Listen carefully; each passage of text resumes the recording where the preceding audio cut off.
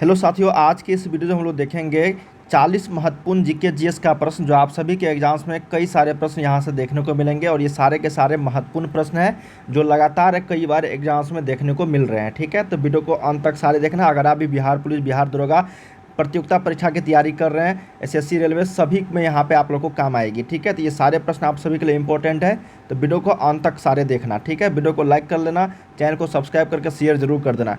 और चलिए हम लोग यहाँ पे शुरू करते हैं। काफ़ी सारे क्वेश्चंस का यहाँ पे प्रैक्टिस सेट आप लोग को देखने को मिल रहे हैं। ठीक है, तो वीडियो को अंत तक सभी देखना। काफ़ी सारे क्वेश्चंस यहाँ पे हम लोग यहाँ पे डिस्कस करने वाले हैं। पहला प्रश्न हमारे पास है आज के इस वीडियो में। कहा गया कि भारत में चीनी का कटोरा किस राज्य को कहा जाता है। काफ़ी शानदार प्रश्न है ये। भारत में चीनी का कटोरा जो कहे जाने वाले राज्य है उसका नाम है उत्तर प्रदेश। क्या है? उत्तर प्रदेश। तो सही उत्तर यहाँ पे क्या होगा? एक का ए यहाँ पे राइट हो जाएगी, एक का क्या हो जाएगा? ए यहाँ पे राइट हो जाएगी। उत्तर प्रदेश हो जाएगा भारत में चीनी का कटोरा। ठीक है, अगला प्रश्न हमारे पास कि किस राज्य का लिंगानुपात सबसे अधिक है। क्या प्रश्न है? निम्नलिखित में से किस राज्य का लिंगानुपात, लिंगानुपात का मतलब होता है कि 1000 पुरुष पर कितना महिलाएं हैं। क्या है? 1000 पुरुष पर, 1000 पुरुष पर जो है कितना महिलाएं हैं, उसी को हम लोग क्या बोलते हैं? लिंगानुपात बोलते हैं। तो लिंगानुपात कहाँ पे सबसे ज़्यादा है? इसका मतलब 1000 पुरुष पे महिलाओं की संख्या सबसे ज़्यादा किस राज्य में है? तो उसका नाम है केरल। क्या है? केरल। सही उत्तर यहाँ पे हो जाएगा 2 का सी। क्या हो जाएगा? सी हो जाएगी, केरल राज्य। अगला देखते हैं, और सबसे कम हरियाणा की है। थर्ड नंबर हमारे पास प्रश्न है कि 2011 की जनगणना के अनुसार, ये सब चीज़ बता रहा हूँ, क्षेत्रफल की दृष्टि से सबसे बड़ा राज्य कौन सा है। क्षेत्रफल की दृष्टि से भारत में सबसे बड़ा राज्य की अगर बात करेंगे हम लोग, तो ये राजस्थान हो जाएगा। क्या हो जाएगा? राजस्थान, जिसकी राजधानी है जयपुर। क्या है? जयपुर। सही उत्तर यहाँ पे 3 का क्या हो जाएगा? डी करेक्ट हो जाएगी। अगला देखते हैं कि रबर उत्पादन में देश का अग्रणी राज्य कौन सा है।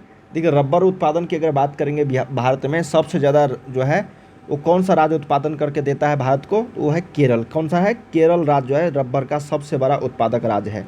4 का बी आपका करेक्ट यहाँ पे सही उत्तर हो जाएगी। 5 नंबर है कि संघीय व्यवस्था का प्रावधान किस देश के संविधान से लिया गया है। देखिए, भारत का संविधान में कहीं ना कहीं किसी से, जैसे बहुत सारे चीज़ों को लिया गया है, प्रावधान लिया गया है। ठीक है, जैसे मौलिक अधिकार लिया गया है, नीति निर्देशक तत्व लिया गया है। ठीक है, ये सारे जो लिया गया है यहाँ पे, वो संघीय व्यवस्था यहाँ पे पूछा गया हम लोग। एक संघीय व्यवस्था का प्रावधान किस देश के संविधान से लिया गया है, तो ये लिया गया आप लोगों को कनाडा के संविधान से। कहाँ से लिया गया है? कनाडा के संविधान। अब मौलिक अधिकार की अगर बात करेंगे तो अमेरिका से लिया गया है। ठीक है, मौलिक अधिकार। ठीक है ना, ये आपको ध्यान में रखने पूछा जाता है प्रश्न। तो यहाँ पे 5 का सी करेक्ट हो जाएगा। अगला देखते हैं 6 नंबर की भारत के मुख्य भूमि के तटीय भाग की लंबाई कितनी है। प्रश्न है कि भारत के मुख्य भूमि के तटीय भाग की लंबाई कितनी है। तटीय भाग मतलब जो समुद्र के किनारे हैं उसको तटीय भाग बोलते हैं। तो वो है आप लोगों का 6100 किलोमीटर। टोटल कितना है? 6100 किलोमीटर है। सही उत्तर 6 का डी करेक्ट हो जाएगी। अगला देखते हैं कि पेरियार नदी किस राज्य में बहती है। भारत के जो राज्य है और वो नदी है पेरियार नदी। तो पेरियार नदी कहाँ पे बहती है? ये केरल राज्य में बहती है। कहाँ पे? केरल राज्य में। ऑप्शन नंबर ए करेक्ट होगा, इंपॉर्टेंट है। पेरियार नदी किस राज्य में बहती है? तो केरल में। अगला है कि आसमान से देखने पर पृथ्वी का रंग कैसा मालूम पड़ता है। आसमान से अगर देखोगे ना, आकाश से, तो पृथ्वी का रंग जो दिखाई पड़ेगा वो दिखाई पड़ेगा आपको नीला। क्यों नीला दिखाई देता है? ये भी आप लोग पढ़े होंगे ज़रूर। तो ये पानी के कारण, वायुमंडल के कारण यहाँ पे जो है नीला दिखाई देता है। ऑप्शन नंबर 8 का डी करेक्ट होगा। 9 नंबर हमारे पास है कि हिंदी भाषा का प्रथम महाकाव्य किसे कहा जाता है। देखिए, हिंदी भाषा का जो प्रथम महाकाव्य है किसको कहा जाता है, ये प्रश्न है। तो ये कहा जाता है कि पृथ्वीराज रासो को। पृथ्वीराज रासो को क्या कहा जाता है? हिंदी भाषा का प्रथम महाकाव्य। सही उत्तर यहाँ पे क्या हो जाएगा? 9 का बी करेक्ट होगा। ठीक है। 10 नंबर है कि हेलमेट कप किससे संबंधित है। तो हेलमेट कप जो है संबंधित की अगर बात करेंगे तो ये टेबल टेनिस, टेनिस से संबंधित है। क्या है? टेनिस से संबंधित है। उसका सी करेक्ट होगा। अगला है 11 नंबर, आधुनिक रूस के निर्माता किसे कहा जाता है। रूस जो देश है जहाँ की राजधानी मास्को है, उस देश के निर्माता, रूस के निर्माता किसे कहा जाता है? आधुनिक रूस के निर्माता को वो कहा जाता है आपको स्टालिन। किसको कहा जाता है? स्टालिन को। ऑप्शन नंबर ए करेक्ट होगा। चलिए अगला देखते हैं 12 नंबर की ऋग्वेद का हिंदी में अनुवाद किसने किया था। देखिए, ऋग्वेद का अगर हिंदी में अनुवाद की अगर बात करेंगे तो ये किया था स्वामी दयानंद सरस्वती जी ने। कौन किए थे? स्वामी दयानंद सरस्वती जी ने। 12 का ए करेक्ट होगा। 13 नंबर देखते हैं कि आईसीआईसीआई बैंक की स्थापना किस वर्ष हुई थी। देखिए, आईसीआईसीआई बैंक की जो स्थापना हुई थी ये हुआ था 1955 में। कि कब? 1955 में। ठीक है, इसका पुराना नाम कुछ और था।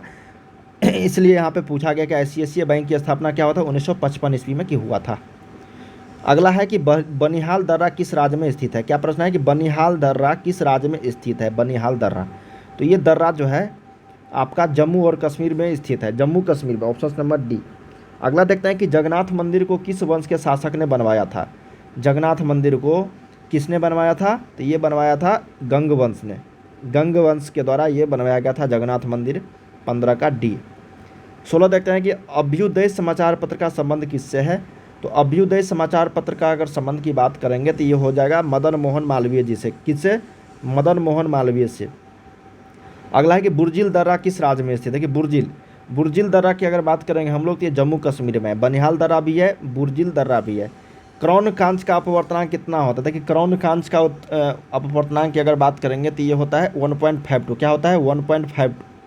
ऑप्शन नंबर आपको सी यहाँ पे सही उत्तर हो जाएगी। अगला देखते हैं कि राजस्थान का हृदय किसे कहा जाता है। राजस्थान का हृदय की अगर बात करेंगे हम लोग तो ये कहा जाता है अजमेर को। ठीक है, अजमेर, ऑप्शन नंबर बी। अगला है कि LIC की स्थापना किस वर्ष हुई थी। Life India corporation, Bharatiya Jeevan बीमा निगम की स्थापना जो हुआ था LIC की, वो हुआ था 1956 में। कब हुआ था, 1956 ईस्वी में हुआ था। सी करेक्ट होगा यहाँ पे। अगला देखते हैं कि भारत में पंचायती राज व्यवस्था सबसे पहले राजस्थान में के किस जिला में शुरू किया गया। देखिए सभी को पता होगा कि राजस्थान में सबसे पहले किया गया, लेकिन किस जिला में शुरू किया गया ये बहुत कम को पता होगा। तो जिला का नाम यहाँ पे नागौर हो जाएगा। क्या हो जाएगा, नागौर जिला। ऑप्शन नंबर आपको ए करेक्ट होगा। अगला देखते हैं कि अलकनंदा और मंदाकिनी संगम का संबंध किस प्रयाग से है। तो देखिए अलकनंदा और मंदाकिनी दोनों नदी है जहाँ पे संगम होता है इसका, उस जगह का नाम क्या है, तो उस जगह का नाम है आपका, सही उत्तर हो जाएगी रुद्रप्रयाग। क्या हो जाएगा, रुद्रप्रयाग। 4 प्रयाग होते हैं, रुद्रप्रयाग, कर्णप्रयाग, देवप्रयाग और विष्णुप्रयाग। ठीक है। अगला है IDBI की स्थापना कब हुई थी। IDBI बैंक जो होती है उसकी स्थापना किस वर्ष की गई थी। ये किया गया था आपको 1964 ईस्वी में। कब किया गया था, 1964 में। भागीरथी और अलकनंदा, देखिए भागीरथी और अलकनंदा, अभी था क्या प्रश्न, अलकनंदा और मंदाकिनी। अब है कि भागीरथी और अलकनंदा। देखिए भागीरथी और अलकनंदा का जो संबंध है वो है आपका देवप्रयाग से। ये बहुत ही फेमस है देवप्रयाग। ठीक है, भागीरथी और अलकनंदा, और यहीं से आपका क्या होता है, गंगा नदी का निर्माण होता है। अगला है कि भारत की संसदीय शासन व्यवस्था किस देश के अनुरूप है। किस देश के अनुरूप है भारत की संसदीय शासन व्यवस्था। तो ये अनुरूप है आपका ब्रिटेन से। ऑप्शन नंबर डी करेक्ट होगा। ठीक है। UTI की स्थापना किस वर्ष हुई। UTI, तो UTI की स्थापना की अगर बात करेंगे हम लोग तो सही उत्तर हो जाएगा यहाँ पे 26 का ए, 1964 ईस्वी में। ठीक है। अगला देखते हैं कि 8 डिग्री चैनल किसके बीच अवस्थित है। एक होता है 10 डिग्री चैनल और 8 डिग्री चैनल। 8 डिग्री चैनल की बात करेंगे तो मालदीव व मिनिकॉय, और 10 डिग्री अंडमान और निकोबार। ठीक है, ये 10 डिग्री चैनल हो गया, और ये क्या है, 8 डिग्री चैनल, याद रखना है आप लोग को। ठीक है, मालदीव और मिनिकॉय। अगला है कि काराकोरम दर्रा किस राज्य या फिर UT में स्थित है। क्या है, काराकोरम दर्रा। तो काराकोरम दर्रा जो है कहाँ पे स्थित है, तो ये है आपका लद्दाख में। कहाँ पे, लद्दाख में। अगला है कि भारतीय संविधान के किस अनुच्छेद को संविधान की आत्मा कहा जाता है। भारतीय संविधान के किस अनुच्छेद को संविधान की आत्मा कहा जाता है, तो ये कहा जाता है आपका, सही उत्तर हो जाएगा अनुच्छेद 32 को, अनुच्छेद 32। अगला देखते हैं कि पाक स्टेट किनके बीच स्थित है। देखिए पाक स्टेट जो है ये आपका पाक जलडमरूबंध, पाक स्टेट जो है किनके बीच अवस्थित है, ये अवस्थित है आपका तमिलनाडु और श्रीलंका के बीच। ठीक है, क्या हो जाएगा, तमिलनाडु और श्रीलंका के बीच। अगला देखते हैं कि भारतीय स्वशासन समिति की स्थापना किस वर्ष की गई थी। तो भारतीय स्वशासन समिति की स्थापना जो है किया गया था आपको, सही उत्तर हो जाएगी यहाँ पे 31 का ऑप्शन नंबर बी हो जाएगा, 1905। क्या हो जाएगा, 1905 ईस्वी। अगला देखते हैं कि धौली गंगा और अलकनंदा का संबंध किस संगम से है। अलकनंदा और मैंने बता दिया, भागीरथी और अलकनंदा ये सारे बता दिया। अब धौली गंगा और अलकनंदा ये संबंध है आपका विष्णुप्रयाग से, विष्णुप्रयाग, सी करेक्ट होगा। 9 डिग्री चैनल किनके बीच अवस्थित है। 8 डिग्री 9 डिग्री बता दिया, अब 10 डिग्री भी बता दिया था, 9 डिग्री का बात है। तो 9 डिग्री चैनल किनके बीच अवस्थित है, तो ये अवस्थित है आपका लक्षद्वीप और मिनिकॉय, लक्षद्वीप और मिनिकॉय। ठीक है। अगला है कि हिरोशिमा पर पहला परमाणु बम विस्फोट कब हुआ था। तो ये हुआ था आपका 6 अगस्त 1945 को। ठीक है, ऑप्शन नंबर ए। दूसरा हुआ था 9 अगस्त को, पहला 6 अगस्त और दूसरा 9 अगस्त। अगला है कि सिपकिल्ला दर्रा किस राज्य में है। सिपकिल्ला, देखिए सिपकिल्ला दर्रा की अगर बात करेंगे हम लोग तो सही उत्तर यहाँ पे हो जाएगी आपका हिमाचल प्रदेश। कहाँ पे? हिमाचल प्रदेश। अगला है कि अलकनंदा और पिंडार संगम का संबंध किस प्रयाग से है? तो अलकनंदा और पिंडार संगम जो है ये आपका सही उत्तर हो जाएगी यहाँ पे कर्णप्रयाग। क्या हो जाएगा? कर्णप्रयाग। ठीक है, सी करेक्ट होगा यहाँ पे। देखिए 10 डिग्री चैनल किनके बीच अवस्थित है? तो 10 डिग्री चैनल अंडमान और निकोबार। ऑप्शन नंबर आपको बी करेक्ट होगा यहाँ पे। अगला देखते हैं 38 नंबर कि मुगल काल के किस चित्रकार को पूर्व का राफेल कहा जाता था? देखिए पूर्व के राफेल की अगर बात करेंगे तो ये विहिजात को कहा जाता था। अगला है कि नीति दर्रा भारत के किस राज्य में स्थित है? नीति दर्रा, तो नीति दर्रा की अगर बात करेंगे तो ये अवस्थित है आपका उत्तराखंड में। कहाँ पे? उत्तराखंड में। अगला प्रश्न है कि विश्व पर्यावरण संरक्षण दिवस कब मनाया जाता है? तो ये मनाया जाता है 26 नवंबर को।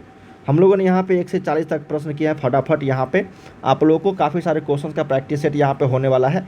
तो वीडियो को लाइक कर लेना, चैनल को सब्सक्राइब कर लेना। इसी तरीके काफ़ी सारे क्वेश्चंस यहाँ पे आप लोगों को लेकर आने वाला हूँ। बाय बाय सभी।